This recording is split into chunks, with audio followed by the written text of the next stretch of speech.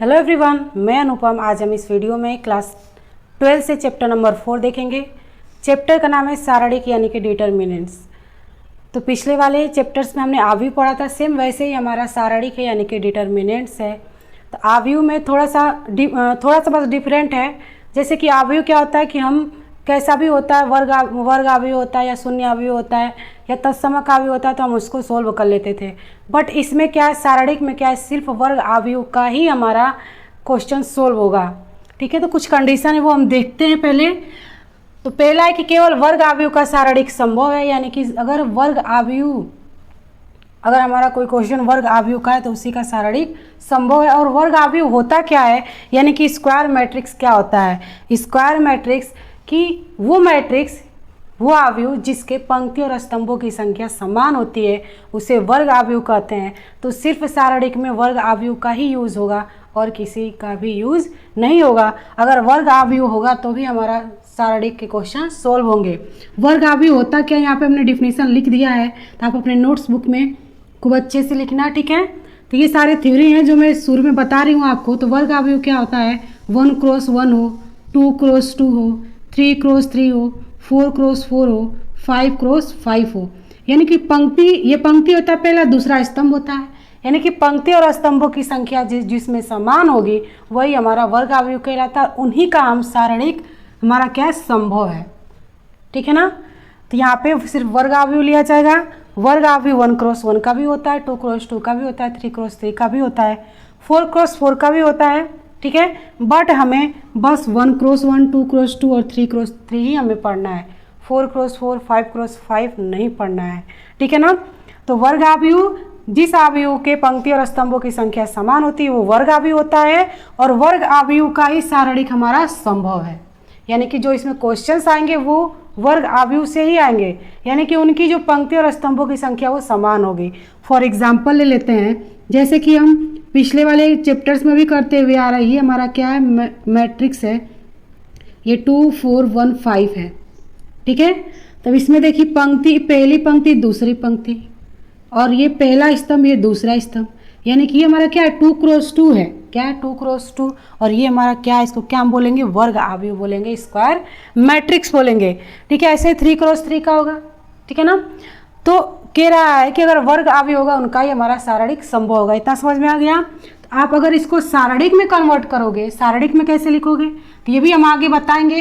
पहले देखते हैं और कुछ। तो यहाँ पे देखिए दूसरा है कि सारणिक किसी भी वर्ग आव्यूह से संबंधित एक संख्या है, यानी कि सारणिक किसी भी वर्ग आव्यूह, मतलब वर्ग आव्यूह का ही हमारा सारणिक संभव है। क्वेश्चन हम सोल्व कर सकते हैं। ऐसा नहीं कि हमारी पंक्ति 1 की हो और स्तंभ 3 का हो, यानी 1x3 का हो, ये हमारा संभव नहीं है।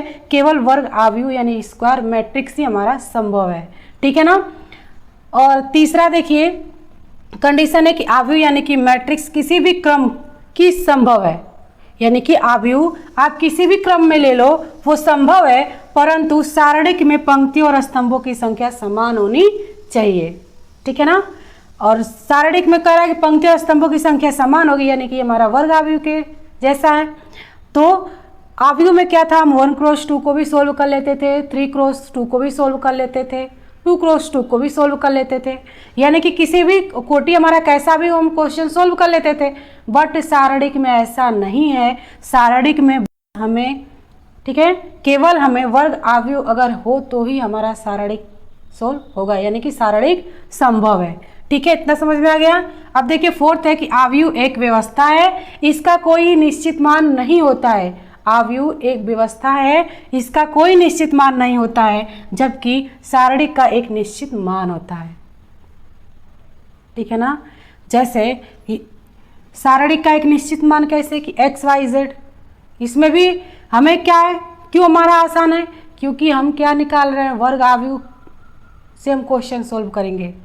तो हमने पिछले वाली क्लास में आपको बताया था अच्छे से, जब क्वेश्चंस आप जब अपन सोल्व करेंगे तो आपको बहुत ही अच्छे से समझ में आएंगे।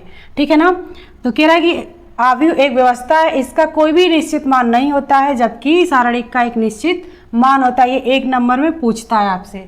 आव्यूह का कोई निश्चित मान नहीं होता है और सारणिक का निश्चित मान होता है। ठीक है ना। और फिफ्थ देखिए, फिफ्थ है मॉड ए या डेल ए या डेल्टा से दर्शाते हैं सारणिक को। यानी कि जैसे कि हम मैट्रिक्स ए इसको पढ़ते थे ना, ऐसे ही ये हमारा मोड है। ये चिन्ह क्या होता है? मोड का होता है। ये मोड ए है, ये डेल ए है, या डेल्टा से आप दिखा सकते हो। ठीक है। और यहाँ पे देखिए 6 है, ये जो मोड है ये क्या है? मोड। ये मापांक के लिए नहीं, सिर्फ सारणिक के संकेत के लिए ये यूज किया जाता है मोड। ठीक है। मोड यहाँ पे कोई मापांक नहीं है, सिर्फ सारणी के संकेत के लिए यूज किया जाता है। जैसे देखिए हमने यहाँ पे एक एग्जांपल लिया था, ये तो हमारा वर्ग आव्यूह था, यानी कि मैट्रिक्स के क्वेश्चन थे। ठीक है ना। इसको आप कैसे सारणिक में लिखोगे?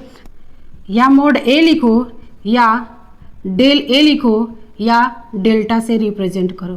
ठीक है। इनमें से आप कोई सा भी ले सकते हो। तो हमने ले लिया, या डेल्टा चलो ले लेते हैं। ठीक है। तो इसको आप कैसे लिखोगे? ये मोड में लिखोगे। ये हमारा क्या होता है? ये हमारा जो बड़ा ब्रैकेट में जो लिखा जाता है वो हमारा क्या होता है? आव्यूह होता है। क्या होता है? आव्यूह होता है।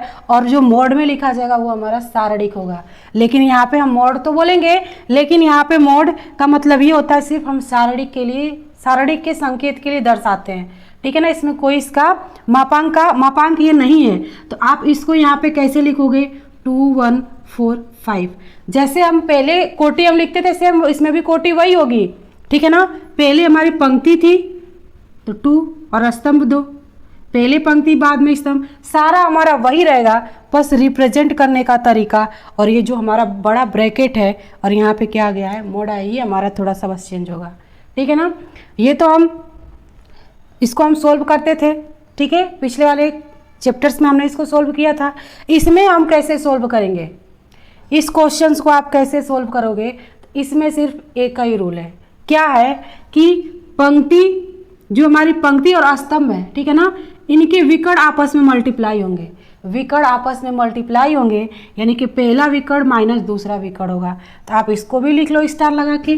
चलिए यहाँ पे लिख लेते हैं स्टार लगा के। यहाँ पे हमने लिख दिया पहला विकर्ण का मल्टीप्लाई करेंगे। ठीक है। मल्टीप्लाई करेंगे पहले विकर्ण का और माइनस हो जाएगा दूसरा विकर्ण, दूसरा विकर्ण। ठीक है। देखिए कैसे सोल्व करेंगे।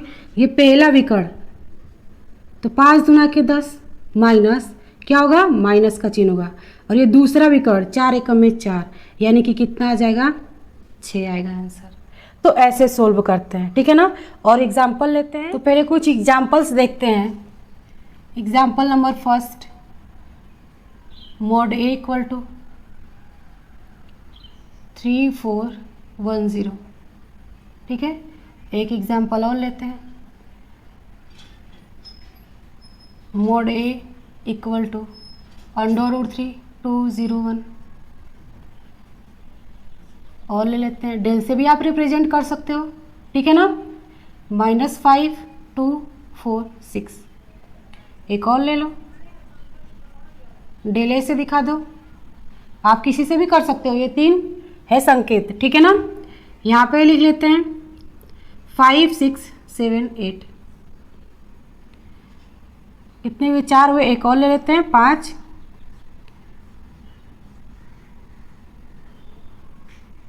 9 4 6 7।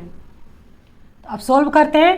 पहला देखिए हमने बताया था कि पहला विकर्ण माइनस दूसरा विकर्ण। तो इसमें देखिए पहला विकर्ण ये है, 3 का 0 में मल्टीप्लाई करोगे तो क्या मिलेगा? 0। ये माइनस दूसरा विकर्ण यानी कि 4 × 1। सोल्व कर दो। 3 का 0 में करोगे 0, -4 एकम में 4, यानी कि क्या आएगा? -4 आ जाएगा आंसर। ठीक है। ऐसे ही दूसरा एग्जाम्पल करते हैं। दूसरा देखिए पहला विकर्ण √3 × 1 माइनस दूसरा विकर्ण 2 × 0। तो √3 का 1 में करोगे तो क्या मिलेगा? √3। और 2 का 0 में करोगे तो 0, यानी कि आंसर क्या मिलेगा? √3 मिलेगा। ठीक है। ऐसे ही थर्ड करिए। यहाँ पे देखिए पहला विकर्ण पहले करिए तो ये हो जाएगा -5 × 6, और ये माइनस ये दूसरा विकर्ण 4 × 2। ये कितना आ जाएगा? 5 6 के 30 माइनस में होगा, और ये -4 दूना के 8। 30 और 8 को ऐड कर दो क्योंकि दोनों वैल्यू किस में है? माइनस में है। तो क्या आ जाएगा? -38 आ जाएगा। ऐसे ही इसको करते हैं फोर्थ वाले को। ये पहला विकर्ण ये दूसरा विकर्ण, यानी कि 5 × 8 -6 × 7। ये पहला विकर्ण और ये दूसरा विकर्ण। सोल्व करिए तो कितना आ जाएगा, 8 × 5 = 40 माइनस 7 × 6 = 42, क्या मिलेगा, -2 आंसर आएगा। लास्ट वाले को करते हैं, पहला विकर्ण 9 × 7 माइनस दूसरा विकर्ण 6 × 4, 9 × 7 =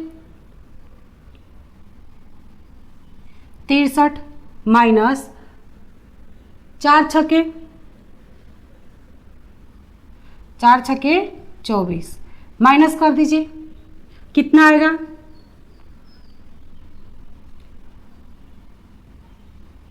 39, ठीक है ना। ये होगा हमारा आंसर। तो ये तो हमारा रहा 2 × 2 का, किसका हमने किया, 2 × 2 का। 1 × 1 अगर आप ले लो, ठीक है, यहाँ पे ले लेते हैं एक एग्जांपल, डेल A = 5, तो इसका हमारा आंसर क्या आएगा, 5 आएगा। एक और ले लीजिए, mod A = 7 -7, तो क्या आएगा, -7 आंसर आएगा। यहाँ पे मोड का मतलब ये नहीं कि हम इसको -7 को बाहर करेंगे तो प्लस में आएगा, ये मोड सिर्फ संकेत के लिए है, सारणिक के, ठीक है, सारणिक का संकेत है। तो ये तो 1 × 1 हुआ, ये हमने 2 × 2 का देखा। अगर देखिए मान लीजिए कि अगर 3 × 3 दे तो आप कैसे करोगे, है ना बात। लेकिन हमें 3 × 3 भी चाहिए, 2 × 2 तो हमारा बहुत आसान है, 3 × 3 भी आसान है। देखिए कैसे, तो वर्ग आव्यूह में हम कैसे लिखते थे, जैसे एक एग्जांपल लेते हैं 2 × 2 के लिए, ठीक है, या इसको पॉइंट बनाएंगे अपन, ठीक है ना। ये हमारा एक मैट्रिक्स A = हम इसको क्या लिखे थे, यानी कि 2 × 2 का बनाना है, 2 × 2 के लिए वर्ग आव्यूह में इसको हम क्या लिखते थे, पहली पंक्ति पहला स्तंभ, इसको क्या लिखते थे, पहली पंक्ति दूसरा स्तंभ, इसको पहली पंक्ति दूसरी पंक्ति पहला स्तंभ, और इसको बोलते थे दूसरी पंक्ति दूसरा स्तंभ। ऐसे ही लिखते थे क्या, ऐसे ही लिखते थे ना। अगर इसको आप सारणिक में लिखो mod A में, तो क्या लिखोगे, A11 A21 A12 A22। तो इसमें हमने क्या बताया आपको कि ये विकर्ण और ये विकर्ण क्या होते हैं, यानी कि पहला विकर्ण माइनस दूसरा विकर्ण हो जाता है, यानी कि mod A = क्या होगा, A11 A22 minus A21 A12। ये हमारा क्या हो गया, 2 × 2 सारणिक का हो गया, ठीक है ना। आप डायरेक्ट भी ऐसे रख करके क्वेश्चन सोल्व कर सकते हो। तो इस क्लास में इतना ही। अगली क्लास में हम 3 × 3 कोटि के आव्यूह का सारणिक निकालना सीखेंगे। तो हमारी वीडियो अच्छी लगी तो लाइक करें, शेयर करें, सब्सक्राइब करें, दोस्तों के साथ शेयर करना ना भूलें। अब मिलेंगे अगले वीडियो में। Thank you.